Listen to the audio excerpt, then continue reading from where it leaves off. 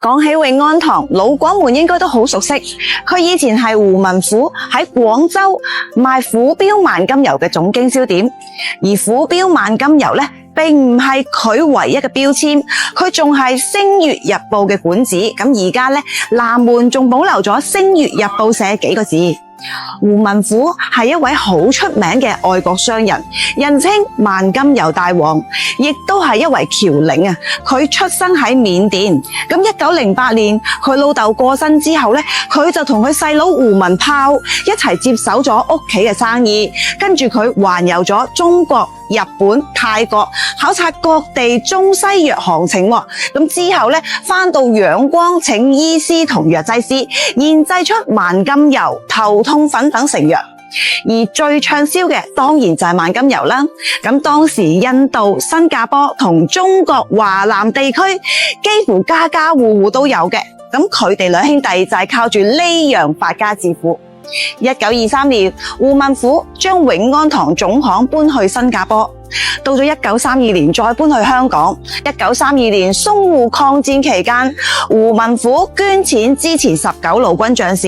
1937年永安堂起好，成為胡文虎喺中國大陸生產同埋售賣萬金油嘅主要地方。起好嗰陣係廣州第二高大廈，第一高樓呢就係愛群大廈啦。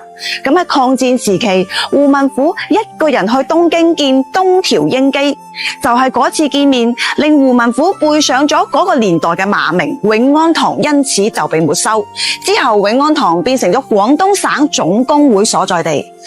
1954年9月，胡文虎去美國醫病嘅途中呢，因為心臟病發過身。94年，廣東省政府決定將永安堂產權返還歸翻俾胡文虎個女胡仙。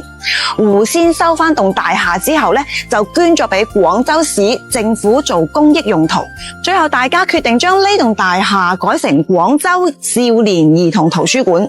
到2015年3月1號，廣州市少年兒童圖書館搬咗去中山4路原廣州圖書館位置。咁後嚟永安堂就變成咗而家嘅廣州市越秀區少年兒童圖書館。永安堂唔單止係一座建築，更加之係廣州人集體記憶嘅一部分。由繁華嘅商業大樓到後嚟成為咗培育下一代嘅知識殿堂，佢見證住時代嘅變遷，亦承載住胡氏家族同廣州城之間割捨不斷嘅情誼。呢種跨越世紀嘅傳承，正正係廣州呢座城市獨特嘅歷史底蘊最好嘅見證。